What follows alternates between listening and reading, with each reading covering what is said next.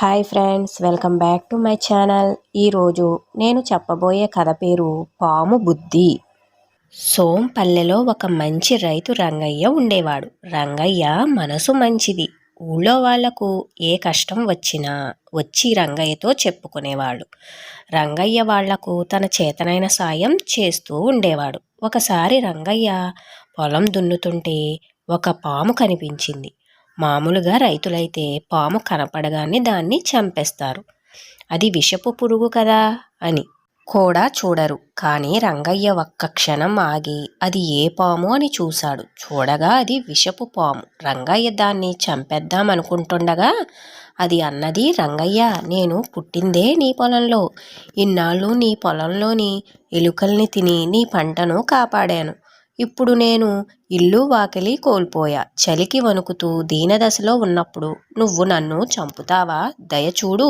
రంగయ్యకు దాని మీద జాలి కలిగింది. దాన్ని ఇంటికి తీసుకెళ్లి పొయ్యి దగ్గర వెచ్చగా ఉండే ప్రదేశంలో ఉంచి కాపాడాడు. దానికంటూ ఒక బుట్టను ఏర్పరిచి దాన్ని జాగ్రత్తగా సాకటం మొదలుపెట్టాడు.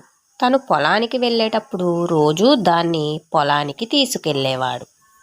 ఒకసారి పాము బుట్టలోంచి బయటకు వస్తుండగా చూసిన గ్రద్ద ఒకటి రివ్వున వాలి దాన్ని పట్టుకోబోయింది. దగ్గరలోనే విత్తనాలు వేస్తున్న రంగయ్య తన చేతుల్లోని కొడవలిని గ్రద్దపైకి విసరకపోతే పాము పని ఆఖరయ్యేది. ఒకసారి పిల్లి దాన్ని పట్టుకోబోయింది. మళ్ళీ రంగయ్యే సమయానికి పిల్లిని తరిమి పామును రక్షించాడు.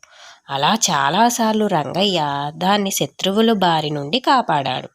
ఒక రోజున పాముకు తినేందుకు ఏమీ దొరకలేదు. ఆకలిగా ఉన్న పాముకు గతం గుర్తుకొచ్చింది. రంగయ్య తనను చంపబోవటం గుర్తుకు వచ్చింది పాముకు. రంగయ్య దయాగుణాన్ని మరిచిన పాము క్రోధంతో ఉడికిపోయింది. మెల్లగా రంగయ్య వెనుక చేరి కాటు వేసేందుకు పడగనెత్తింది.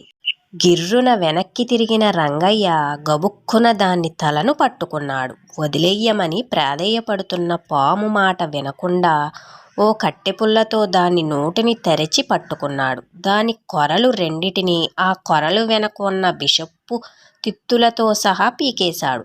ఇక మీద అది ఎవరికీ హాని చెయ్యలేదు. ఆ పైన దాన్ని పొలంలోనే వదిలిపెట్టేశాడు.